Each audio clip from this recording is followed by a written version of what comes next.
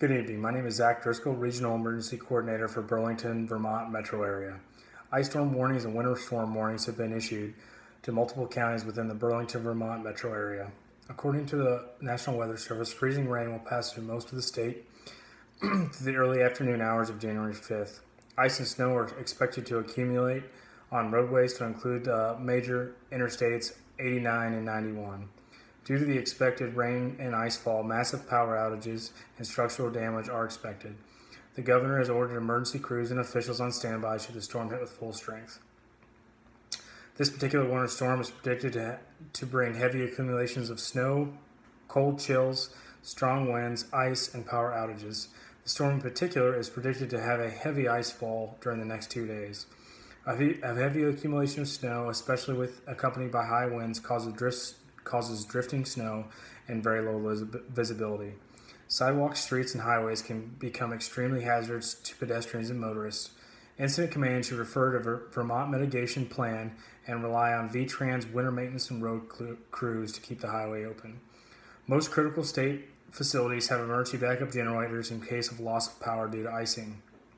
According to the initial status report, Interstates 89 and 91 will receive freezing rain turning to snow during the afternoon of the 5th. Large accumulations of snow and ice are expected to continue throughout the night. Referencing the State of Vermont's Emergency Operations Plan, the priority for transportation in an emergency disaster situation is ensuring that the roadways allow passage of personnel, equipment, and supplies to and from locations of immediate need, and the evacuation of residents from unsafe places.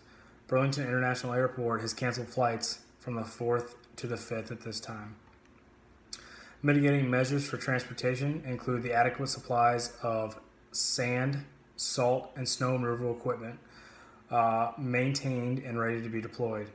Also, ensuring roads to critical facilities such as police and fire stations are kept accessible.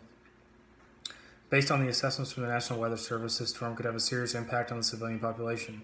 The expected icefall will damage public utilities and leave residents without power for several days in extremely cold conditions.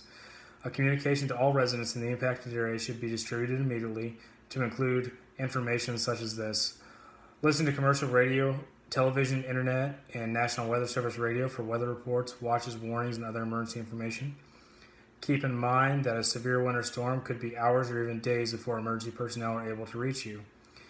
If your pipes freeze, locate your pipes, the section of your pipes that are frozen, temporarily remove insulation, pour hot water over the frozen pipes, as well as potentially using a handheld hair dryer to take precautions to prevent overheating, and information such as that to the public to ensure they're prepared for this type of incident. Furthermore, emergency managers should plan to have generators and fuel on standby for distribution to areas that will be without power for a significant amount of time. Shelters should be designated outside of the immediate impact zone and made available for stranded travelers and residents. Once response teams are cleared to deploy, they should develop search and rescue teams for immobile individuals that are unable to leave their residence to get to a shelter. Crisis communication will be critical among first responders as well as communications to the community. Unified Command should establish a Joint Information Center, or JIC, that will allow a single point of communication with newspaper, radio, and television sources along with emergency responders.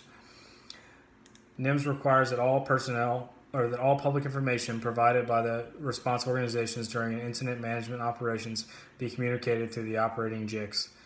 JICs should include public information officers from all agencies and organizations participating in incident command to ensure multi-agency and multi-jurisdictional coordination of all messages provided to the public. With potentially up to 6 inches of ice accumulation on trees and power lines, massive power outages are expected. With local power resources likely to be overwhelmed during the response, Command should request mutual aid from other power companies outside the affected area to help with the response.